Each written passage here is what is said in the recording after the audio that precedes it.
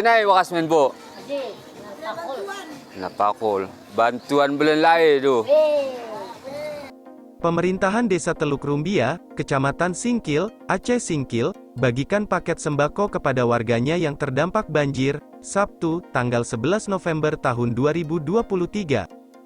Pembagian sembako tersebut, berdasarkan kesepakatan pemerintah desa, bersama Badan Permusyawaratan Gampong, atau BPG Desa Teluk Rumbia, yang bersumber dari dana desa.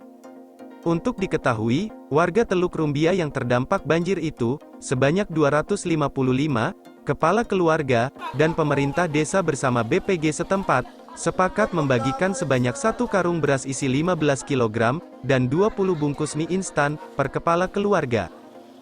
Pembagian sembako pun, disepakati berlangsung di rumah sekretaris desa, yang juga merupakan kepala desa terpilih pada pemilihan kepala desa serentak, pada Sabtu tanggal 21 Oktober tahun 2023 lalu, yakni Fahrul Rozi.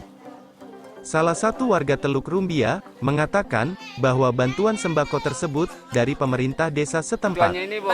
Bantuannya dari desa, bukan dari kecamatan, pemerintah dari Singkil. Apa-apa aja ini, Bu, bantuannya, Bu, di Bu. Super mie sama beras. Oh, misalnya. Sudah 1 bulan lebih, kebanjiran tidak ada perhatian pemerintah Kabupaten Aceh Singkil. Ini cuma perhatian kepada kecil kami yang baru yang terpilih, atas perhatiannya kepada masyarakat, didulukannya lah uang ini untuk bantuan kepada Desa Teluk Rumbia. Ya, doanya, Bu, terhadap kepala desa terpilih. Semoga kedepannya lebih maju dan lebih sukses lagi. Oke, Bu, terima kasih.